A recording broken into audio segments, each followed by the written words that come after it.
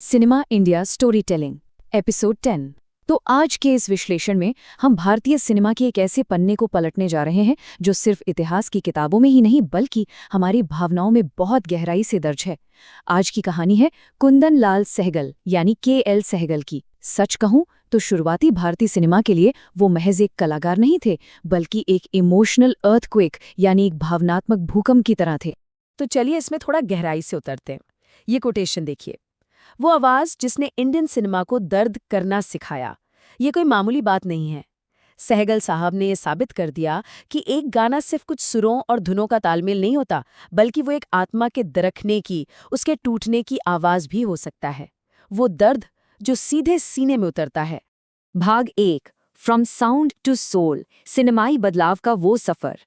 अगर हम 1900 के दशक की शुरुआत के उस ऐतिहासिक दौर पर नजर डालें तो पाएंगे कि भारतीय सिनेमा उस वक्त सिर्फ अपना एक ढांचा तैयार कर रहा था। मूक फिल्मों से लेकर शुरुआती बोलती फिल्मों का वो दौर, सिनेमा बस अभी चलना और बोलना ही सीख रहा था। और यहीं पर एक बहुत बड़ा, बहुत ही क्रिटिकल अंतर समझना जरूरी है। देखिए, आलम आरा ने भारतीय सिनेमा को साउंड दिया, उसे पहली बार आवाज दी। लेकिन जब हम KL सहगल को देखते हैं तो उन्होंने उस आवाज को एक आत्मा दी। शुरुआती फिल्मों ने हमें सिर्फ ऑडियो तकनीक दी थी, पर सहगल ने वो इंटरनल इमोशनल गूंज पैदा की जिससे पर्दे के किरदार सच में जीवित हो उठे और भीतर से गाना सीख गए। अब ध्यान दीजिए, इस स्लाइड में सबसे दिलचस्प बात क्या है? वो ये कि उनकी गायकी किसी एक शैली या शास्त्रीय संगीत की कठोरता में बंधी हुई बिल्कुल नहीं थी, बल्कि ये एक अद्भुत मेल्टिंग पॉट था। उनकी आवाज में ठुमरी की परछाई थी, गजल का वो नजाकत भरा अंधेरा था, भजन की आत्मीयता थी, पंजाबी लोक संगीत की मिट्टी की महक थी, बंगाल की साहित्यिक उदासी और न्यू थिएटर्स का वो गरिमामय कल्चर।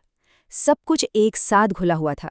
ये एक ऐसा मल्टीकल्चरल दर्द था जो सिर्फ गले से नहीं बल्कि सीधे उनकी रूह से आता था।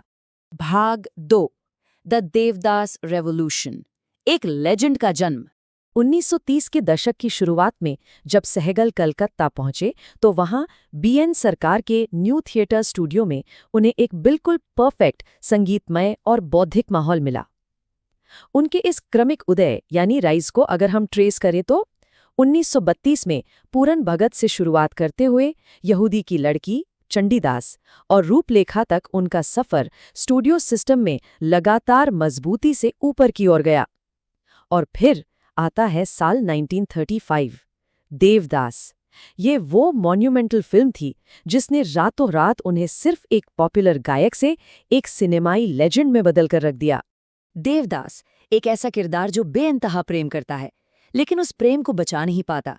वो अपने भीतर एक ऐसे गहरे दुख को पालता है जो अंततः उसी को डुबो देता है। शरद चंद्र चट्टोपाध्याय के इस ट्रैजिक हीरो यानी दुखद नायक के लिए सहगल एक बिल्कुल परफेक्ट माध्यम थे। उन्होंने उस नाटकीय उदासी को लिया और उसे दर्शकों के लिए एक पूरी तरह से इमर्सिव, एक डूब जाने वाले संगीतमय अनुभव में बदल दिया। देवदास के इस मैसिव इम्पैक्ट पर बात करने के बाद एक छोटा सा ब्रेक लेते हैं। This episode is brought you by Arin Paul productions.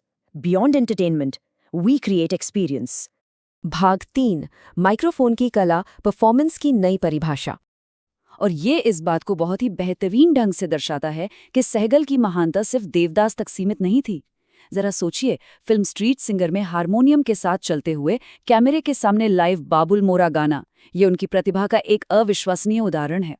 उन्होंने भारतीय सिनेमा में एक नया आर्केटाइप गढ़ा, द सफरिंग सिंगर, या कह लें एक घायल प्रेमी, एक ऐसा आध्यात्मिक शराबी जिसकी हार ही एक यादगार संगीत बन जाती है।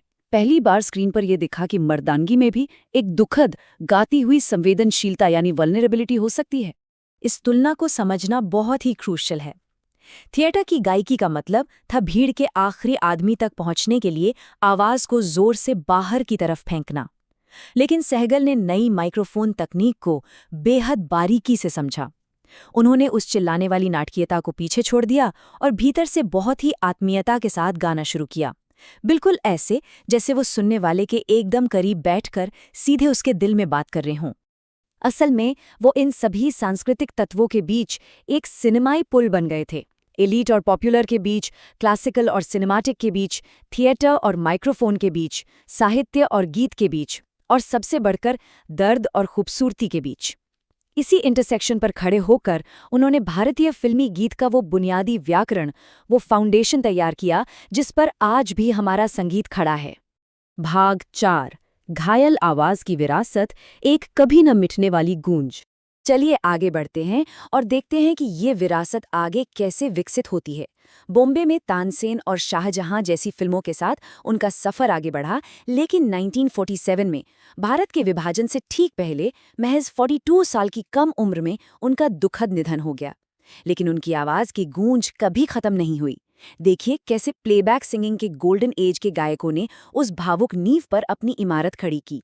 सबसे पहले सहगल ने उस भावनात्मक दरार को खोला, फिर मुकेश ने उसमें एक नया दर्द भरा, तलत महमूद ने एक मखमली उदासी जोड़ी, मोहम्मद रफ़ी ने उस दर्द को कई नए रंग दिए और फिर किशोर कुमार ने उस टूटन को दीवानगी और रोमांस के साथ ब्लेंड कर दिया। लेकिन बेस, नींव हमेशा सहगल ही रहें।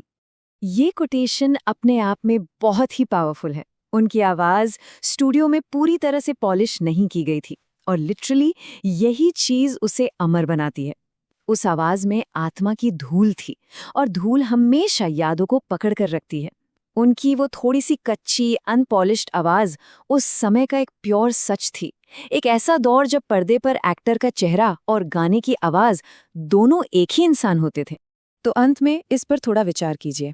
आज सिनेमा में जब भी कोई मॉडर्न हार्ट ब्रेक होता है, जब भी कोई दर्द भरा गीत हमें रुलाता है, तो उसका पूरा वजूद इसी एक बुनियादी आवाज़ का कर्जदार है। इसी आवाज़ ने हमें सिनेमाई दर्द की असली गहराई से वाकिफ कराया। Cinema India remembers even when the world forgets.